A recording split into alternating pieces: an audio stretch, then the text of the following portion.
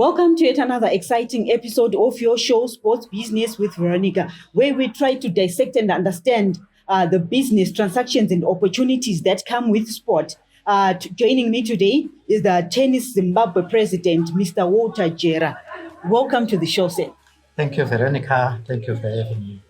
It's quite good to see you, especially after the Davis Cup. Obviously, everyone who was following would want to get to understand maybe and even to hear your major takeaways from the tournament. So maybe for a start, if we could just reflect on that two-day Davis Cup tournament, what were your major takeaways from the predicament that Zimbabwe found themselves in after failing to win even a single set?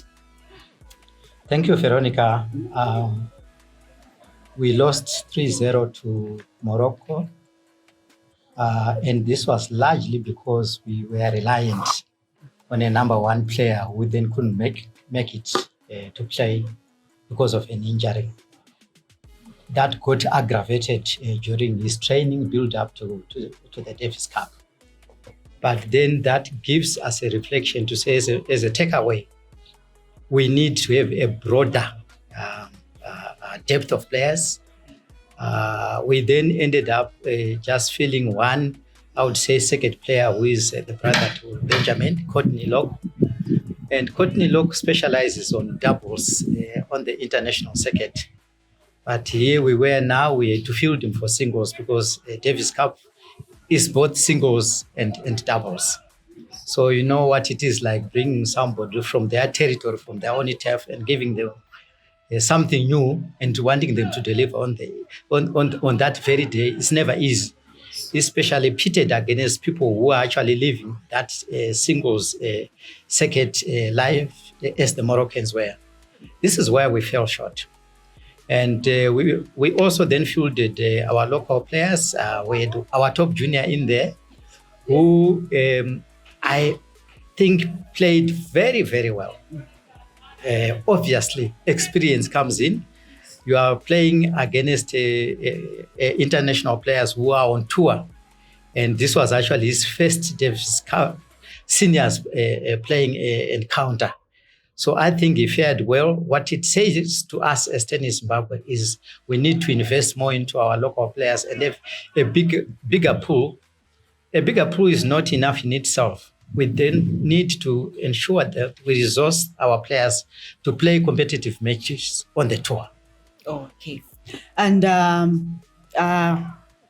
we set aside the Davis Cup. We are going to revisit it later in the conversation.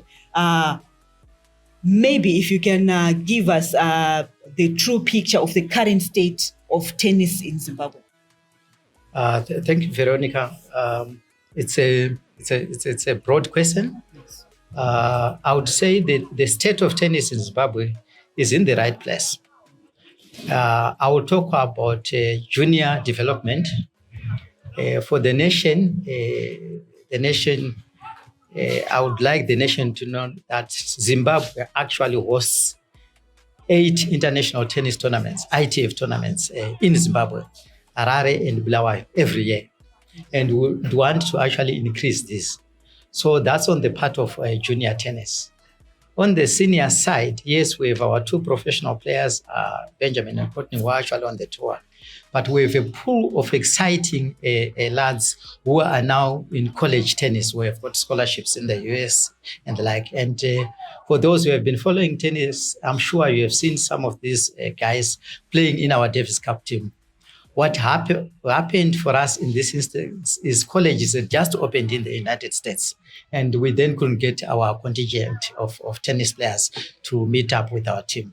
So looking at this pool of tennis players in college tennis combined with our 2 professionals, Benjamin and Courtney, we will need, for instance, when we have the June Davis Cup again this year, these guys in the United States, the colleges will have closed. So we need to put all our players together in camp or on a tour somewhere where they play competitive tennis. So the future looks bright. We just have to invest. We have to invest as a nation. We have to invest through corporate sponsorship, through government, have all hands on deck. Okay. And it looks like when we talk of junior tennis in Zimbabwe, we have readily available players, which means we have local based players. But then when it comes to the bigger the older age groups, we now rely on those who have gone for scholarships at colleges based abroad. What's the challenge with having local based players in Zim? Do we have the structures that support tennis in Zimbabwe? Our structures are solid. Is like any national federation. The national federation is actually formed up of provincial structures, and all our players come through those provincial structures. So yes, the structures are there. What tends to happen with our tennis particular is that after say your high school, I think it is lucrative for any parent. It is advantageous for any parent and the players themselves to then go where competition is, and it's an advantage to the nation itself. There will obviously not be as big a competition locally as there would be outside Zimbabwe. So that in itself is an advantage for the nation. We just then need to ensure we have our database correct, and we are always in touch with our players for grouping. Okay.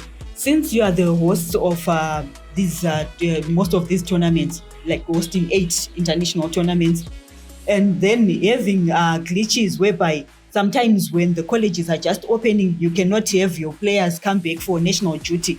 Don't you think it's also time maybe to relook into your calendar as Tennis Zimbabwe, so that maybe you try to schedule your tournaments at a time that's also a win-win situation for the colleges themselves? Yes, thank you, Veronica. Unfortunately, we don't determine, no national federation determines, or no nation determines the calendars. They are determined by the ITF, International Tennis Federation, according to the Davis Cup cycle. So it just falls on all of us. What we really need to do to answer your question is to ensure that even as our youngsters finish college, we are able to follow through them as they go into the circuit. Right now, as you can hear, I'm only talking of Benjamin and Courtney. We should be having more as a nation, and that's what makes us succeed. That's what we must focus on. Okay. I think your response came exactly in the direction that I perceived. When you say this calendar is set by the International Governing Board, it simply means that any tennis playing nation should comply to the calendar. Why then do we come to a situation whereby sometimes we say the college was just opening and they cannot release the player to come for national duty when this is on the international calendar? Is it an issue of just the commitment, or it also comes in with financial aspect?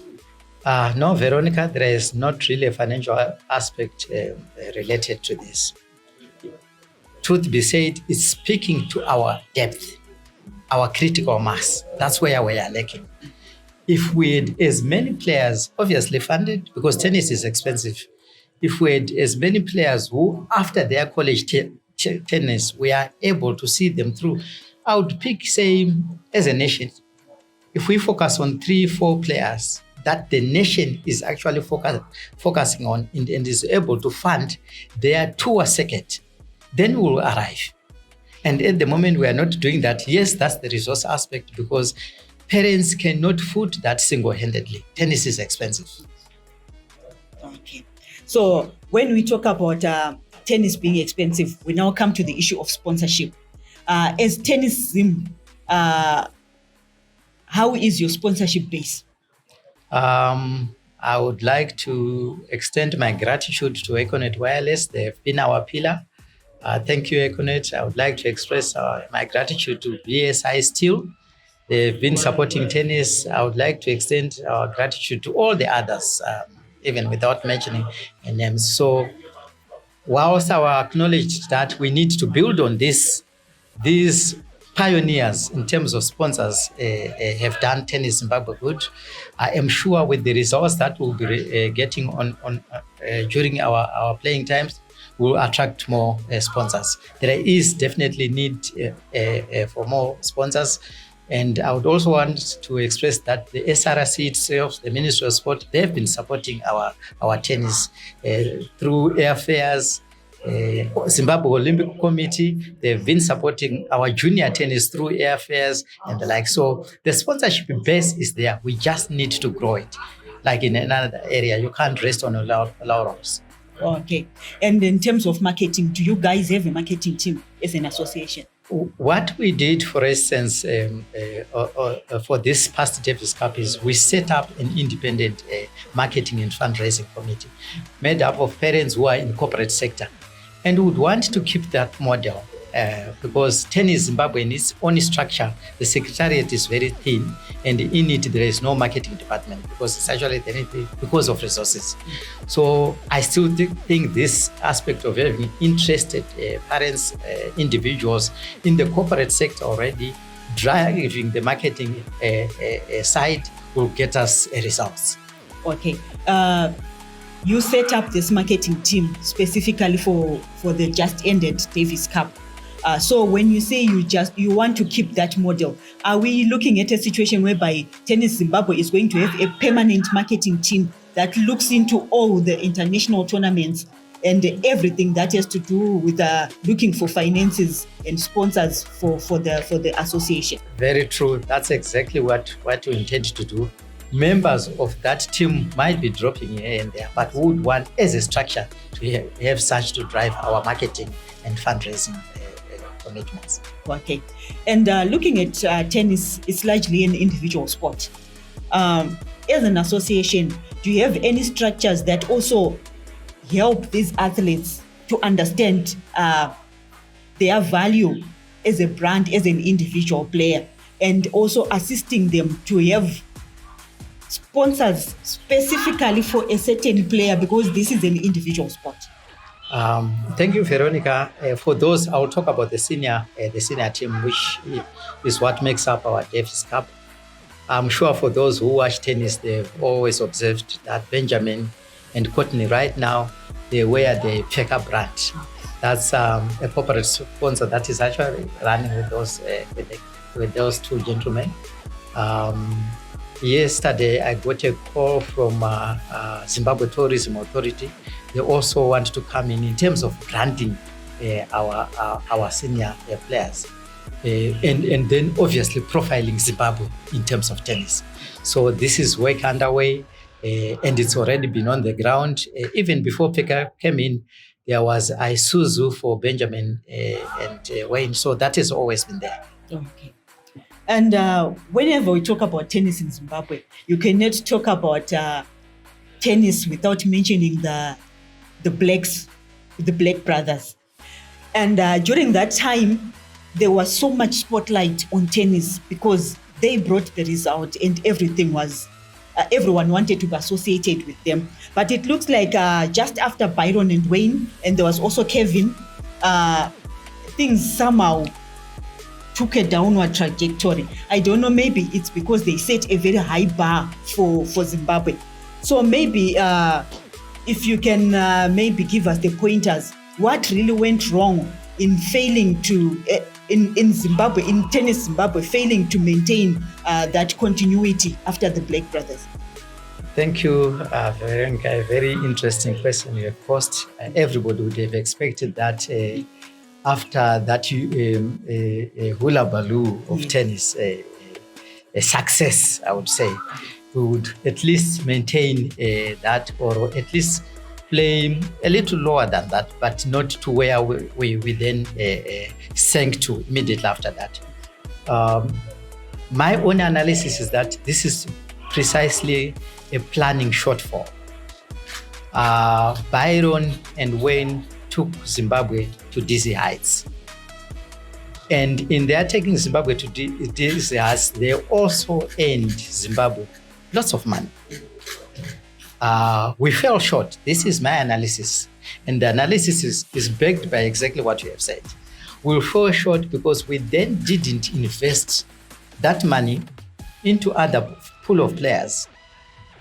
If you've got a cake that you are eating, you must ensure that you have some flour, you have the other ingredients to put another cake in the oven. So we sat on our laurels, probably spent that money. And when you look at that particular time, we had lots of players who were in the background. The Gwinya Itongonas, the Genius Chidziko. Remember, they played Davis Cup. They were playing dead rubbers during the Byron and Wayne era. But these gentlemen, like I said, tennis is expensive. As a nation, we didn't focus on them in terms of resourcing them, because their individual parents naturally would not have been able to cater for international tours. This is where we fell short, and it's our we didn't do right. As a nation, we must confess. This is actually still being reflected now. When you look at our tennis, Veronica, it's playing on the efforts, or it's hanging on the efforts of what I would say private families. And that is not national development, because we are relying on family private investment. We have no national product. And that's the direction we must take as a nation. This is why earlier on I spoke of the National Association investing in 3-4 players who are products of the National Association. This is what we must do. This approach of relying on a family naturally shortchanges us. If, for instance, a family decides to pull out their kid, what then happens? As a nation, despite the glory we would have attained, we will then actually get buried immediately. So our focus, in my view, has actually been wrong. We need to refocus into national development of the sport that goes into all communities. If there are families who have brought in their kids, it only helps create the critical mass that I was speaking of earlier on. And that's an advantage to the nation. Okay. And talking about the investment, we cited earlier on, yes, you do have the sponsors, but is that sponsorship adequate enough for you to implement these steps that you just cited in trying to revive tennis or to restore the glory that Tennis Zimbabwe once had? Veronica, we need everybody to come to the table. We have brought a very interesting topic. We need everybody to come to the table. We need government to sit there. We have corporates who can sponsor, right? Sport, not just tennis, right? But in Zimbabwe right now, there is no rebate to corporates when they sponsor. If I am running an organization, what would be my motivation to sponsor? You will agree with me, the world over now, sport is big business. You will agree with me when we watch even international, be it English, soccer or whatever, you will actually see these banners scrolling and scrolling and scrolling, because it is big business even for government. Government gets lots of revenue from that, from the sponsors. But the sponsors themselves, they also get rebates in terms of taxation. This is where we then need to all come to the table, and if we want to be on the sporting map as a nation, we need to address this. Okay. And you have the ideas that might help us restore the glory. Being the president, what initiatives have you done to ensure that this comes to fruition? The first initiative you can do when you have ideas of your own is engagement, right? Engagement. And I am proud to say that discussions on topics of rebates have been held with the Zimbabwe Olympic Committee. Discussions on topics of rebates have been held with the SRC. I think these are our platforms that we can use to then engage government. We obviously need to convince government. Government wants revenue, and they should get revenue. We need to show government that if they give rebates, if they provide rebates to sport, right, they will earn more through sport as well, through such and such.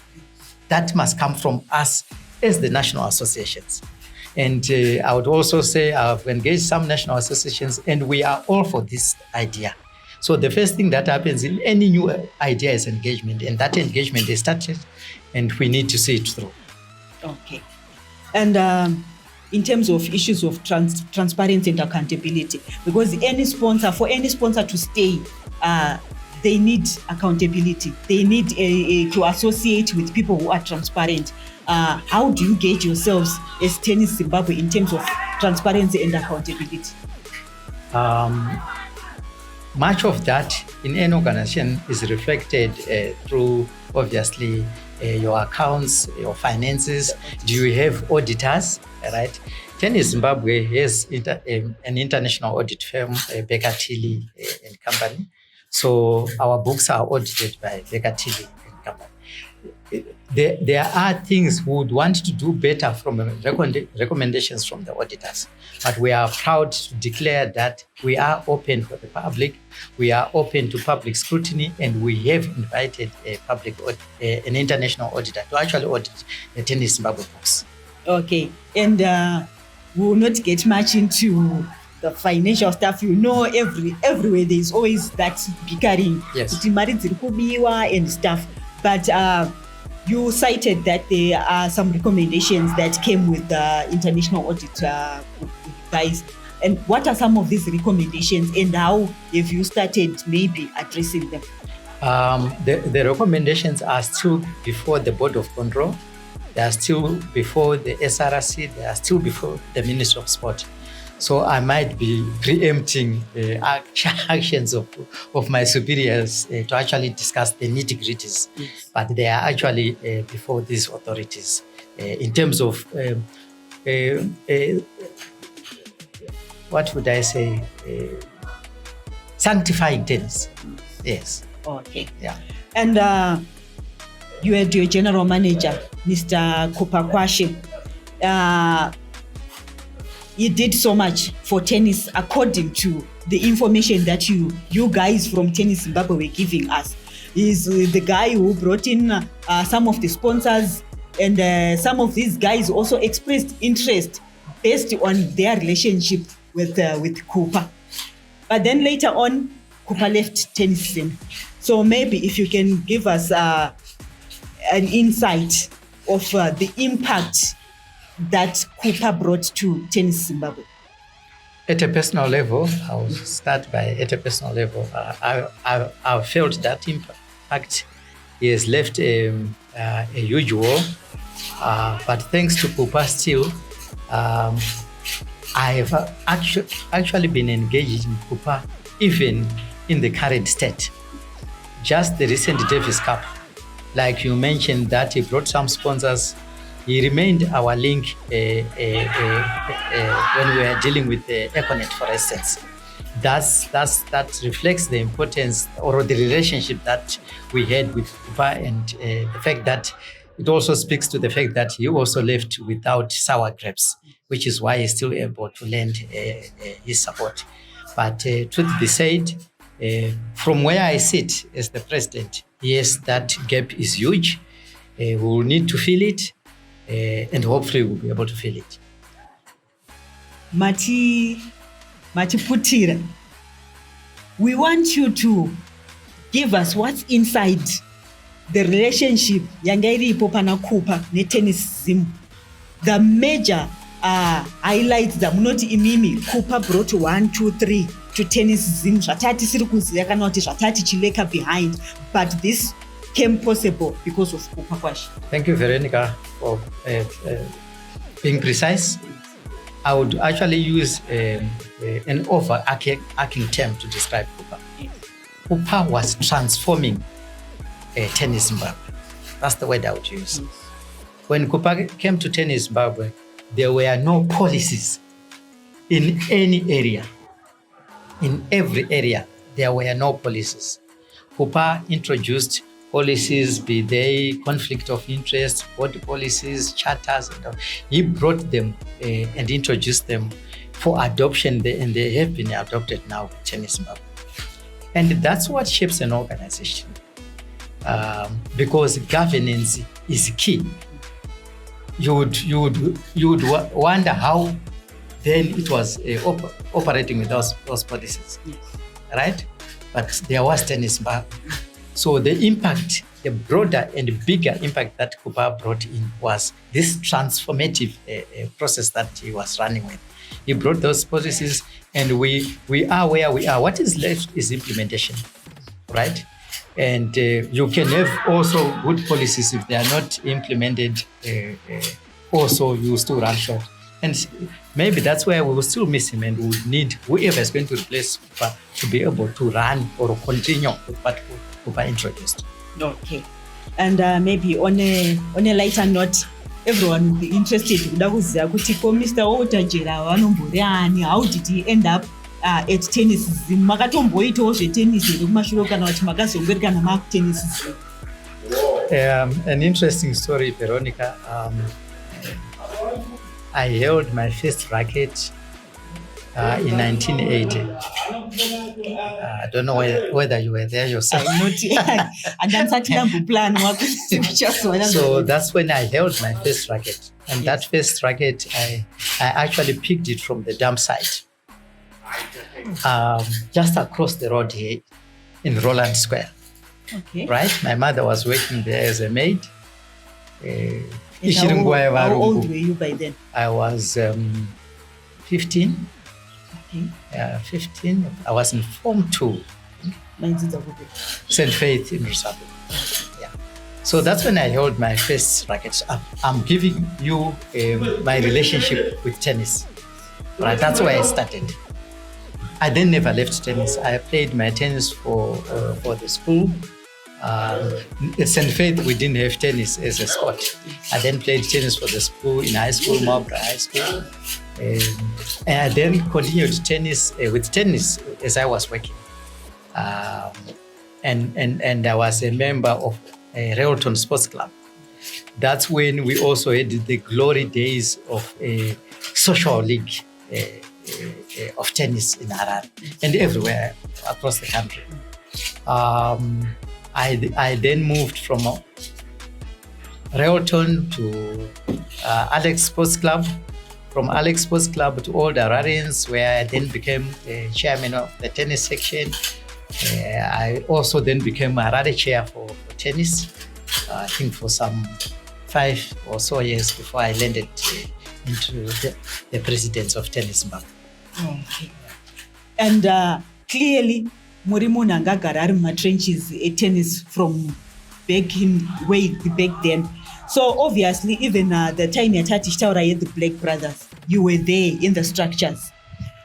You mentioned an important issue to say the Black Brothers brought a lot of attention to Tennis Zimbabwe, vakauya nemari as well to their fame. But that money was not invested back into the game. Maybe from your perspective and maybe your understanding as someone angagararima structures, where were some of these monies diverted to? I would not be privy. Obviously, if you are not in the structure, you would not know exactly where the money is going. But safe to say, the money didn't go into the development of our tennis players, because we had the players at that time. Martin Zuas, Peter Nyamandes, we had a very big pool of players. In fact, at that time, Tennis Zimbabwe was running a provincial coaching structure, right? That's what was producing all those players.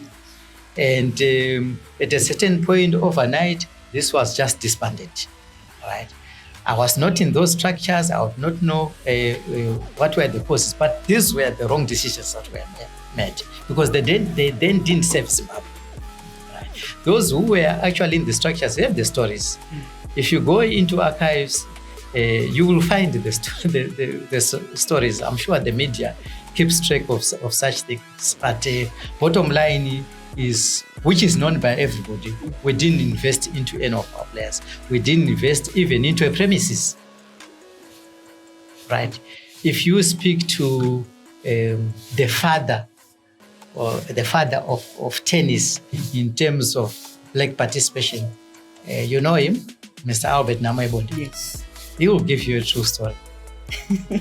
and it's important that we capture, as the media also, you capture stories from such things. No matter what wrong has been done, Yes. if it's not spoken or discussed, we then never get to learn from it. And I'm afraid this is what we are usually doing this, cover up things. Yes.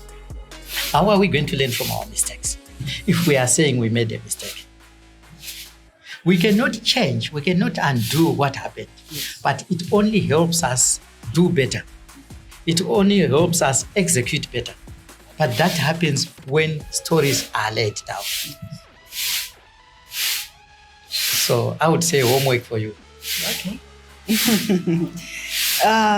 Then we have my junior initiatives where we have youngsters like Kuzivaishe Chapepa, who won gold under for the under 14 individual event in the Southern African Zonal Championships to be ranked number 1 in Africa based on the Confed African tennis rankings. You then note that when you look at Kuzivaishe, she trains in South Africa during the holidays and is only in Zimbabwe during the school days.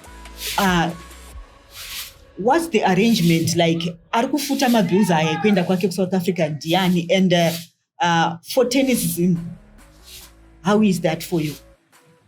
I've already spoken to this issue of Tennis Zimbabwe, or the National Association, not investing in its players. And obviously this starts from the time that we have already discussed, where even the money was there. Yes. Right? So that has continued. Right now, yes, there is no money to do that, but that should be the focus. Right? To answer your question, obviously, Kuzivaishe is being sponsored by the parents. Thanks to Confederation of African Tennis, Kuzivaishe then got the scholarship to go to the CAT Center in Tunisia, as well as Emily George, again from Bulawayo. But largely, these are sponsored by what I've termed private individual parents. And I've already said this is wrong for the nation as a model. It can't take us anywhere. But it is what it is right now. Okay. And Imimi, as the president, last year, there is a time whereby kwakambodaidzirwa an emergency EGM, whereby vamwe venyu wanted to give you a vote of no confidence. What was the issue and yakazongopera sei? Initially, when the EGM was being called for, there was not even my name on it as being receiving a vote of no confidence. Surprisingly, it actually just came on the day of that meeting that was held under a tree, so to speak. Yes. I think because of what I've said, that tennis is being driven by private hands, as it were. There are personal interests. And essentially, this is what has kept us where we are, personal interests. I come in there, I have a child who is playing, right? What do I protect? Why am I coming in there? I'm coming in for my child. I'm coming in to protect my child. There is a coach in there, and I told you before, it was the National Association that had coaches, that employed coaches. Now that was disbanded. All coaches are private. So what is their priority? It's their pocket. So there is now this combination of myself as a parent and Veronica as the coach, right? I pay Veronica. Now we have two centers of interest here, the parent, the coach.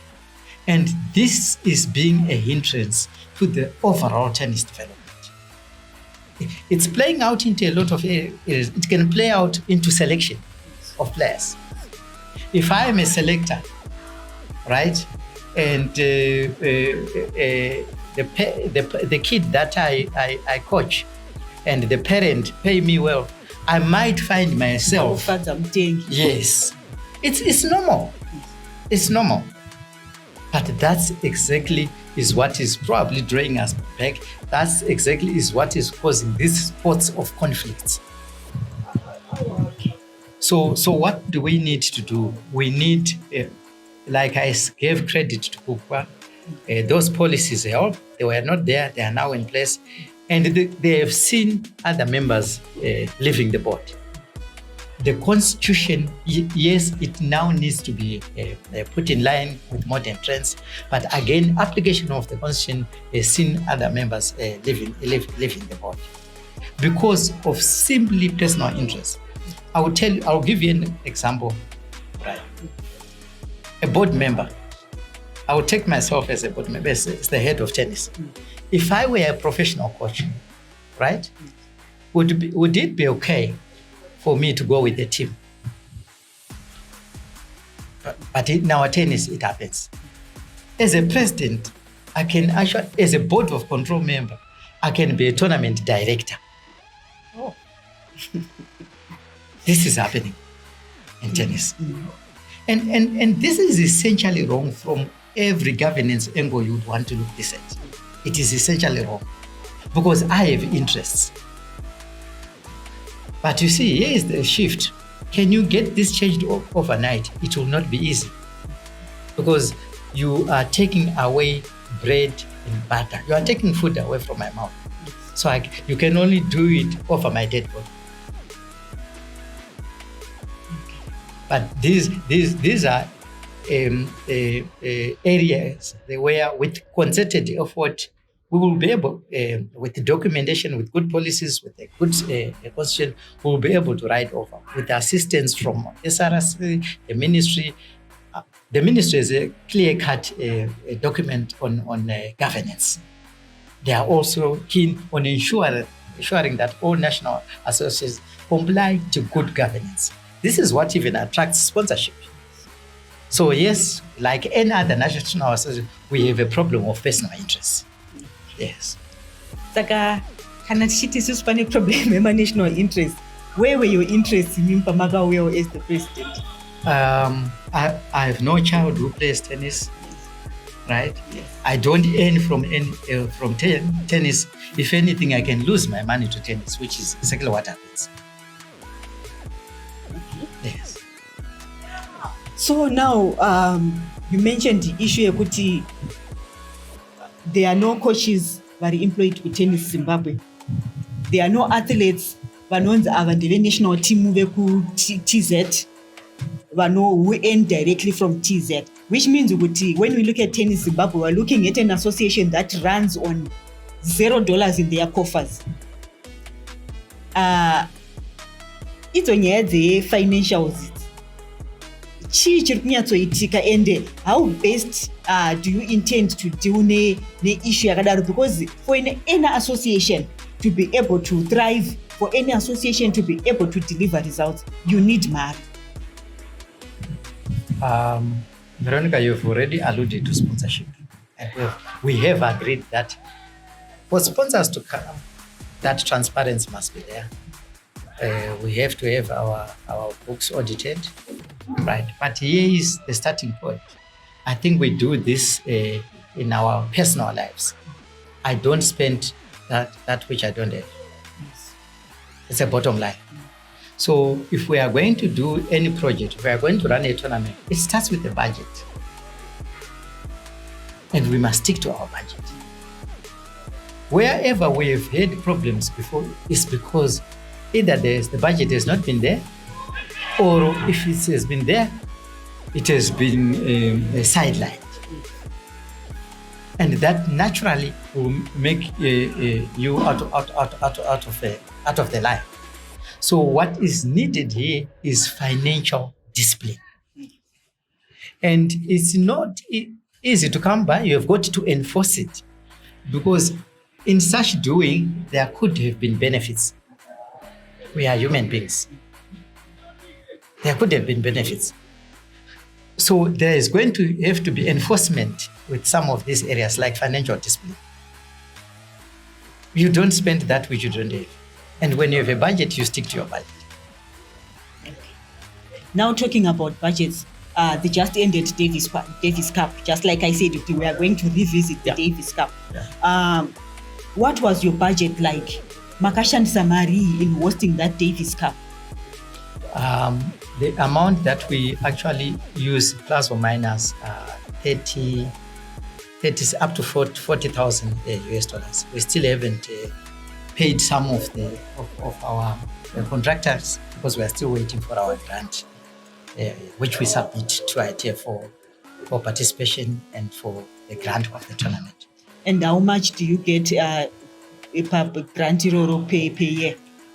No, it's not per year, it's per event. Or they fund events as they come? Yes, and it also depends with the event. The figure I have for this one should be about 17,000, I think. And in terms of what is now left, or in terms of commitments that we need to pay, we should be able to cover us. Okay. Yeah. And do you feel that you should go on like that as an association to say, whenever we say we have an upcoming tournament, we come up with the budget, we go out with a begging vow to mirror grant ku international board. Why are you guys failing to explore self-sustaining ways to keep your association running, explore other revenue generating streams? Essentially, that's what should happen, but you have got to have a starting point, right? You have got to have a starting point. At this juncture, there was no money, and there's been no money in Tennis Zimbabwe. From my taking off, there's been no money. So apana pekutotangira tiri pa ground zero. No money from in the coffers, in the account, ground zero. Right? But that doesn't stop you from turning around the situation. Like I said, you start with your budget, right? You might have been overspending, right? We do it, like I said, in our private lives. You don't go and buy a pizza when you don't have the money. You don't feed yourself on fast food. You carry your food from home. This all helps to get you started.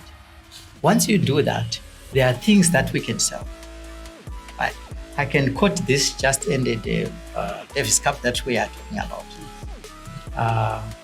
I just saw that we were left with 6 unopened boxes of tennis balls. I mean, I'm talking about cases. The first thing it says to me is they shouldn't have been there. That's the first thing it should say to me. They shouldn't have. Fine, they are there. It's still an advantage because we can now sell them, right? And start revolving. You sell, because we must be able to have those revenue streams that you are talking about, regalia, for instance. But like I said, you must start from somewhere, and we intend to start. Okay. And when is the next major tournament? What's the tournament? And so far, have you come up with the budgets? Veronica, we actually are proposing to bid for the June Davis Cup, where we are now in Group 3. This has got 5 nations, right? And this means bringing 4 nations to Zimbabwe on home soil, an advantage to our tourism, revenue to our tourism, but more importantly, the exposure that it gives to our tennis profiling as a nation. It's like going back to glory days, like we are saying, because for one full week, because this one will actually be 5 days of non-stop play, for one full week, Zimbabweans are exposed to a senior top-notch tennis, right? So we are proposing to do that. And this week, I'm hoping by tomorrow our budget will be complete, and we'll go through the process of applying to host through the SRC. We'll actually make an application to host, because we want also as much buy-in as we can get from all stakeholders, government included. Okay, the dates? for the day for the. It's June up to end August. So we will pick the date ourselves. There are various dates that you can pick from June up to August. Okay, so the calendar just gives you a time frame. Yes, it gives us a time frame on that on this current day. Okay. And like I said earlier, it's even an advantage because then the colleges will have closed. All of them will have closed in the States, and we have an opportunity to actually bring the whole squad. Whether we put them into competitions in South Africa, but that's needed because that's what is required for preparation. Yes. Okay. And for an association that's running on $0 in their covers, obvious hosting these international tournaments, there's some business opportunities that come with this privilege. So as an association, have you ever sat down to try maybe and list some of the opportunities that you stand to get when you host these events? And if you have done so, what are some of the opportunities? I will make reference to this coming one, not the past one.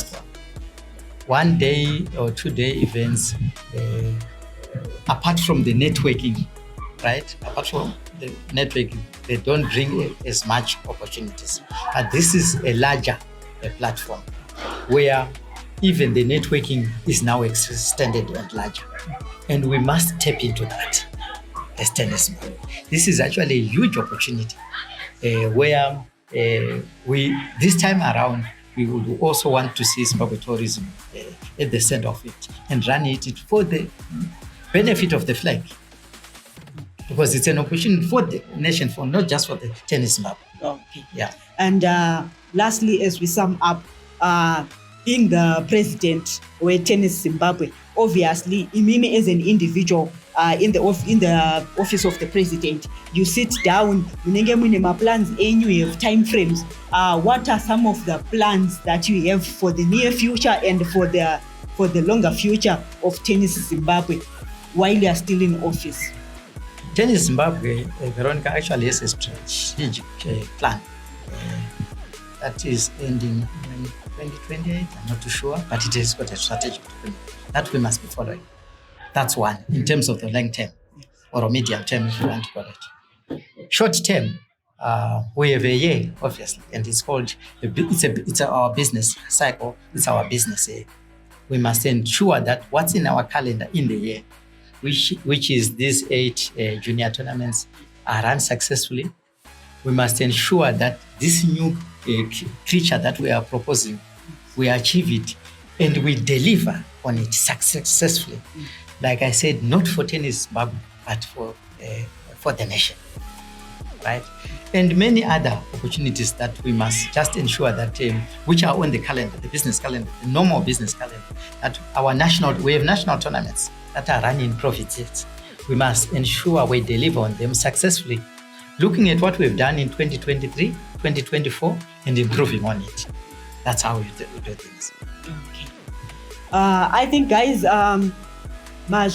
from the president, yes, the association is running on $0 as of now, and it's actually been running on $0 for quite a number of years, but probably that's about to change according to what the president has just told us.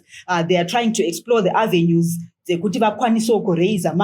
something that they can have in their own coffers. And for tennis lovers, for those who follow tennis, prepare for June. Another Davis Cup is coming. This is going to be a week long compared to the one Yagapera 2 days. This one is going to be 5 days non-stop playing for tennis. So I think it's an opportunity for those who want to explore tennis as a hobby. It's your opportunity to come and enjoy yourself. Thank you so much, Mr. President. And it was a pleasure having you on the show. Thank you, Veronica. Thank you for having Tennis Zimbabwe on the show. I'm sure our tennis-loving individuals and groups will join us. Thank you. Meet you next week, same time.